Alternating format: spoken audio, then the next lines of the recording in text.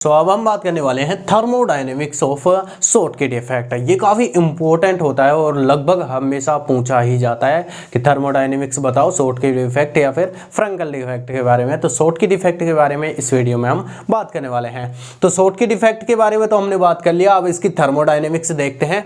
तो जैसा कि हमें पता है कि जो शॉर्टकट इफेक्ट होता है उसमें number of cation and anion equal amount में बाहर निकलते हैं। तो देखो, as we know in Schottky effect the cation and anion are moved from the lattice in equal amount में बाहर निकलते हैं। So the Schottky equilibrium for NaCl crystal, NaCl एक अच्छा खासा एग्जाम्पल है इसको एक्सप्लेन करने के लिए। तो NaCl का हम एग्जाम्पल लेंगे, उसकी अगर बात करें तो यहाँ पर हम इक्विलिब्रियम देखेंगे। जो हमारा लेटिस था before the defect and after the defect, उन दोनों में हम इक्विलिब्रियम को देखने वाले हैं। जैसे हम रिएक्शंस में इक्विलिब्रियम देखते हैं ना, तो रिएक्टेंट और प्रोडक्ट में उसी तरीके से हमारा बिफोर द डिफेक्ट और आफ्टर द डिफेक्ट जो हमारा लेटिस है उसमें हम इक्विलिब्रियम को देखने वाले हैं। तो देखो यहाँ पर क्या होने वाला है, यहाँ पर देखो Na+ और Cl-, ये कौन से Na+ और Cl- है। देखो हमारा जो लेटिस है, अगर लेटिस की बात करें तो यहाँ पर देखो इस तरीके से लेटिस है, यहाँ पर इस तरीके से, यहाँ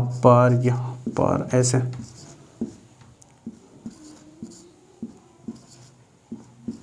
ये हमारे पास लेटिस है, ठीक है। और यहाँ पर आयंस प्रेजेंट है, जैसे कि यहाँ पर Cl-, यहाँ पर Na+ Cl-, यहाँ पर आएगा Na+,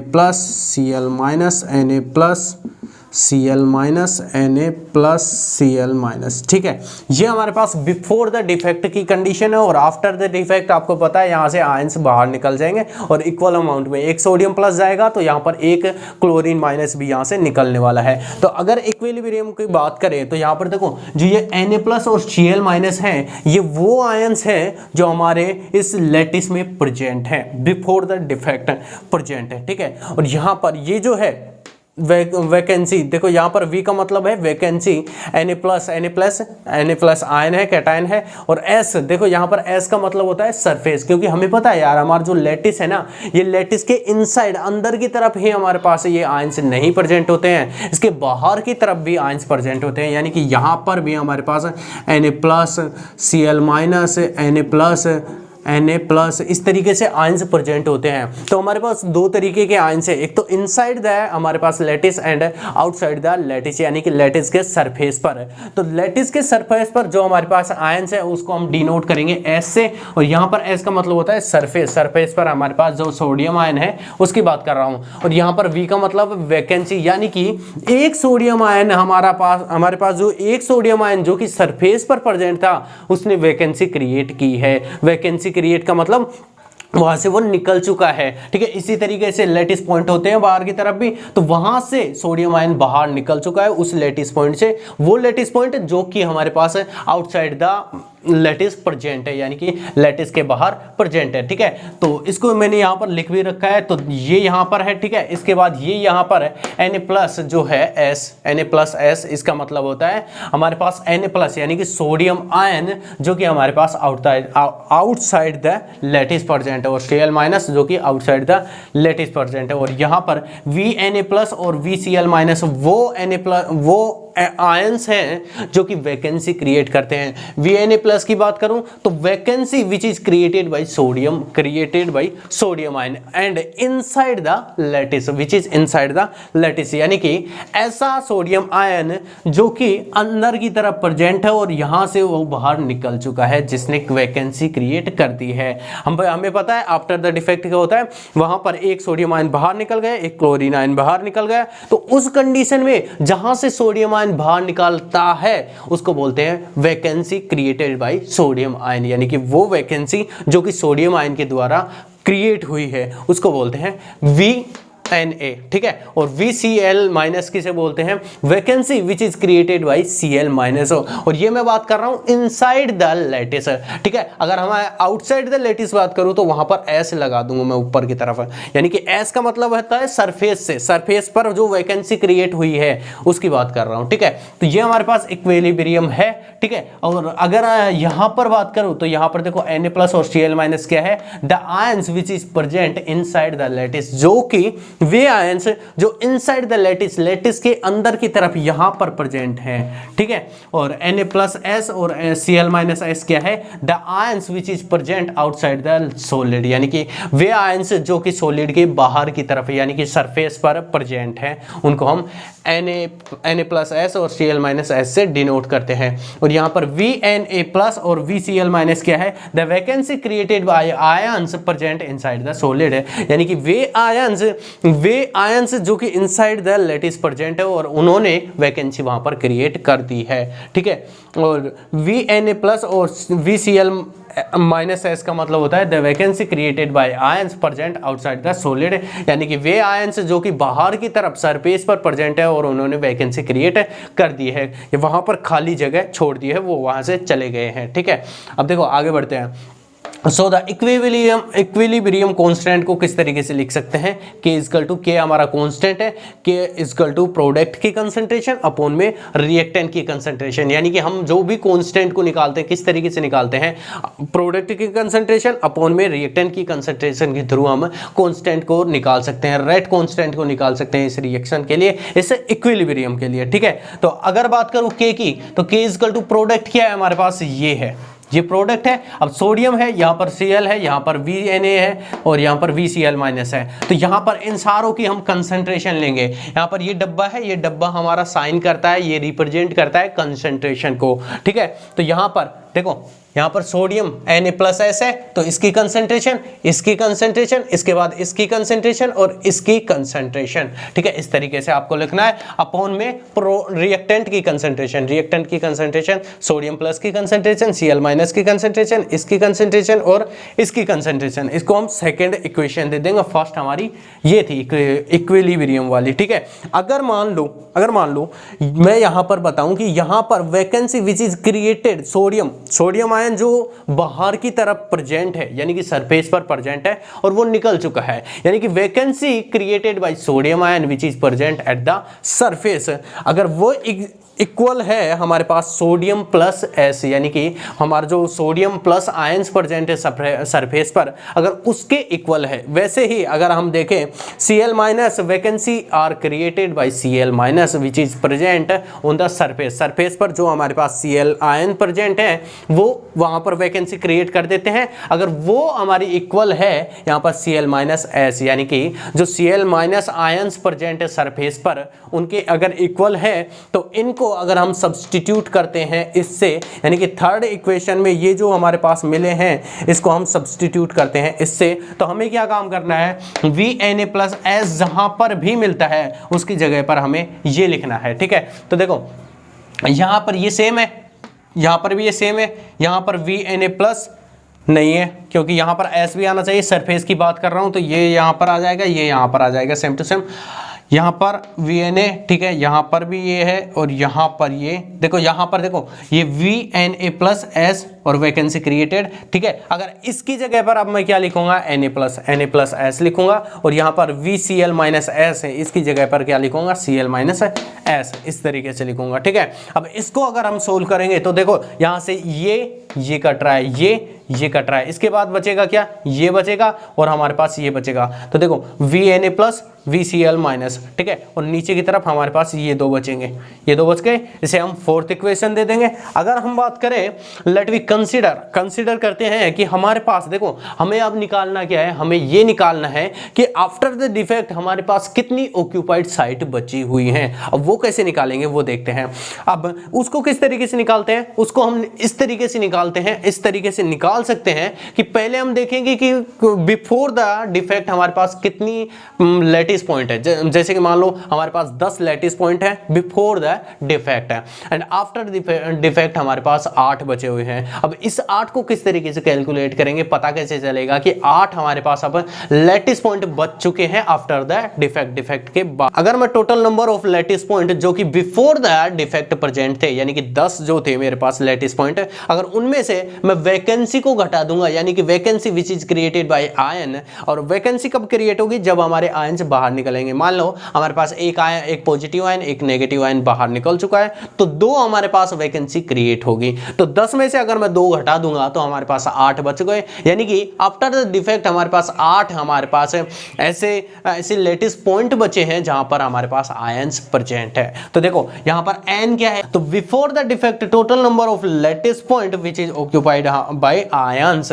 ठीक है, अगर मैं इसमें से, यानी कि ये हमारे पास 10 है, यानी कि ये total number of lattice point है हमारा बिफोर द डिफेक्ट। अगर मैं इसमें से एनवी घटा दूं, एनवी क्या है, total number of vacancy for ions, यानी कि क्रिएटेड बाय आयंस लिख सकते हो आप, total number of vacancy which is created bye ions. अगर मैं इसे घटा दूंगा तो मेरे पास क्या आ जाएगा, total number of occupied site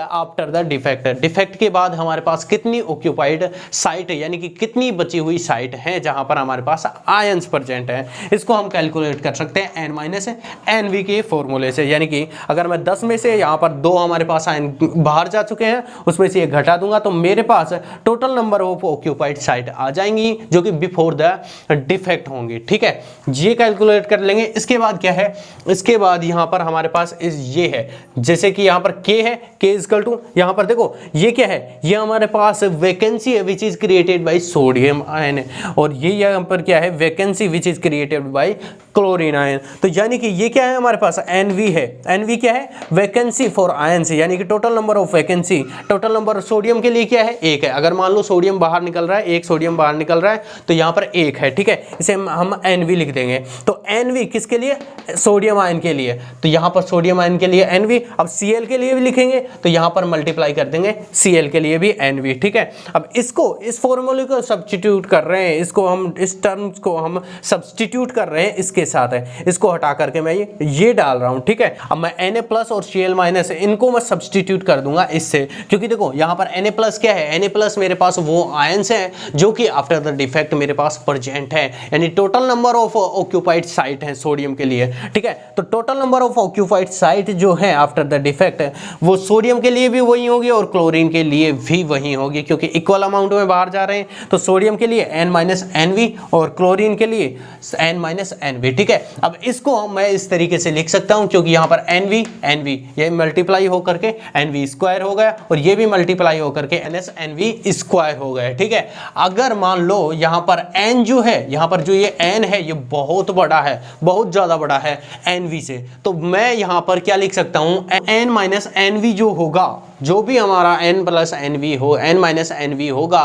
वो लगभग हमारे पास n के बराबर होगा। मान लो यार, अगर हम इसे समझें तो देखो, मान लो अगर यहाँ पर हमारे पास ये 100 है और ये हमारे पास 0.001 है, तो हम इसको क्या लिख सकते हैं, 100 लिख सकते हैं। ठीक है, तो उसी तरीके से ये हमारे पास क्या है, ये हमारे पास यहाँ पर ये जो है ये हमारे पास 0.001 है। अब 0.001 हम 100 में से घटाएंगे तो उसे लगभग हम 100 लिख सकते हैं। ठीक है, तो मैंने यहाँ पर बराबर नहीं लिखा है, यहाँ पर लगभग बराबर लिखा है, ये n के बराबर होगा। ठीक है, तो k इक्वल टू, यहाँ पर इसको सब्स्टिट्यूट करेंगे, यहाँ पर n एनवी स्क्वायर। ठीक है, और यहाँ पर आ जाएगा n स्क्वायर, क्योंकि यहाँ पर ये जो टर्म्स है ये लगभग n के बराबर है। ठीक है, तो n स्क्वायर आ गया। आगे अगर मैं बात करूँ, अगर इसे एनवी स्क्वायर को इधर लेके आऊँ तो ये यहाँ पर के मल्टीप्लाई में चला जाएगा। ठीक है, तो अगर मैं इस टर्म्स को एक सिंगल बना दूं, यानी कि एनवी स्क्वायर, इस स्क्वायर को अगर मैं हटाता हूं तो यहाँ पर इससे भी स्क्वायर हटेगा, ये केवल n बचेगा, और यहाँ पर स्क्वायर है ही नहीं तो इसकी हाफ हो जाएगी, इसकी यानी कि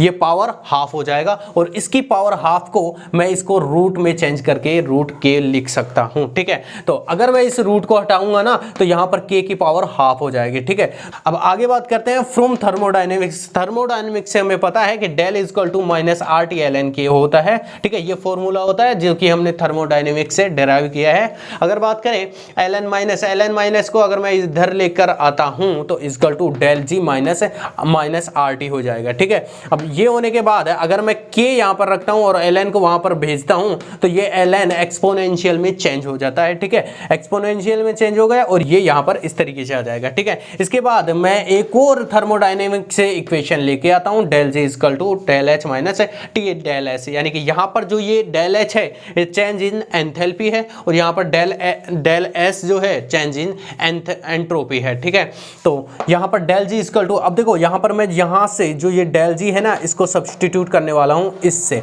ठीक है, अब यहाँ पर डेल जी की जगह पर मैं ये रखने वाला हूँ, तो देखो k इक्वल टू एक्सपोनेंशियल, यहाँ पर एक्सपोनेंशियल है माइनस ठीक है, और माइनस डेल जी की जगह पर मैं क्या रख रहा हूँ, del H minus T del S upon में आर टी। ठीक है, तो अगर मैं इसे खोलकर लिखता हूं तो k इक्वल टू एक्सपोनेंशियल, ठीक है, ये क्या है, एक्सपोनेंशियल है, एक्सपोनेंशियल। अब इसको भी मैं खोलकर लिखता हूं तो माइनस, ठीक है, minus del H minus R T. अब आगे एक्सपोनेंशियल, क्योंकि ये इसके साथ भी मल्टीप्लाई में है और इसके साथ भी मल्टीप्लाई में है, तो एक्सपोनेंशियल। और इसकी देखो माइनस माइनस क्या हो गया, प्लस हो गया, तो प्लस होने के बाद T del S upon R T हो गया। ठीक है, अब इसे क्या काम करते हैं, यहां पर देखो टी से टी कट हो जाएगा, टी से टी कट हो जाएगा, तो k equal to exponential minus R T minus del H upon R T exponential del S upon R T, ये बचा हुआ है हमारे पास। ठीक है, आगे बात करें, k equal to exponential minus R T minus del H upon R T constant है। देखो ये जो टर्म्स है, ये पूरी पूरी जो टर्म्स है, ये हमारे पास क्या है, कॉन्स्टेंट है, ये कांस्टेंट वैल्यू है। ठीक है, तो इसको हटा करके मैं यहाँ पर कांस्टेंट लिख सकता हूँ क्योंकि ये कांस्टेंट वैल्यू है।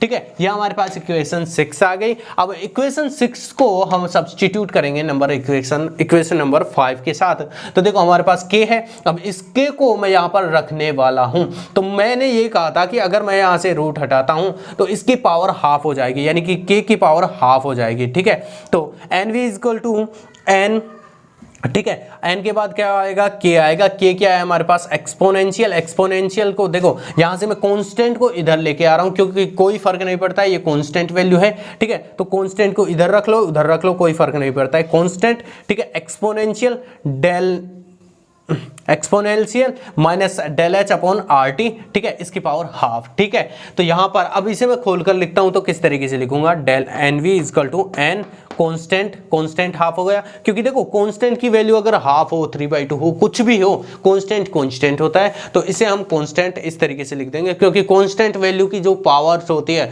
उसका इफेक्ट नहीं पड़ता है कांस्टेंट पर। ठीक है, तो कांस्टेंट की पावर हाफ है। ठीक है, एक्सपोनेंशियल, अब इसकी पावर हाफ है, इसकी पावर हाफ है, del minus del H upon R T की पावर हाफ। ठीक है, अब del H upon R T की पावर हाफ को मैं किस तरीके से लिख सकता हूं, यहां से ये इस 2 को ना मैं यहां पर लेकर के आ सकता हूं क्योंकि यहां पर सब्स्टिट्यूट कर सकते हैं इसे। ठीक है, तो N V equal to N constant, constant की पावर हाफ है तो ये कांस्टेंट ही रहेगा क्योंकि कोई फर्क नहीं पड़ता है, कांस्टेंट की पावर हाफ हो 3/2 कोई फर्क नहीं पड़ता है। ठीक है, तो कांस्टेंट फिर एक्सपोनेंशियल और यहां पर ये 2 जो है ये यहां पर सब्स्टिट्यूट हो चुका है और फाइनल हमारे पास ये इक्वेशन आ चुकी है जो कि हमारे पास शॉर्ट की डिफेक्ट की इक्वेशन है। तो ये था हमारे पास थर्मोडायनेमिक्स ऑफ शॉर्ट की डिफेक्ट। तो आई होप आपको समझ में आया होगा कि किस तरीके से हमने किया है शॉर्ट के डिफेक्ट।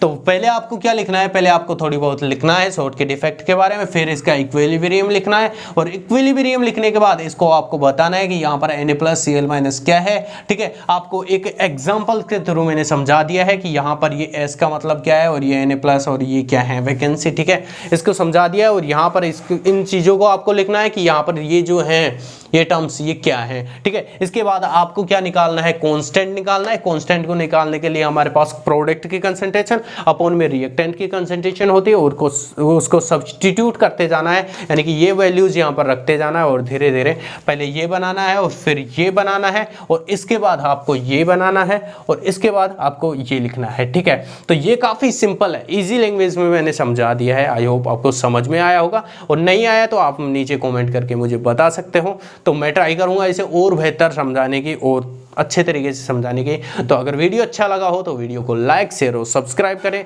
धन्यवाद, जय हिंद।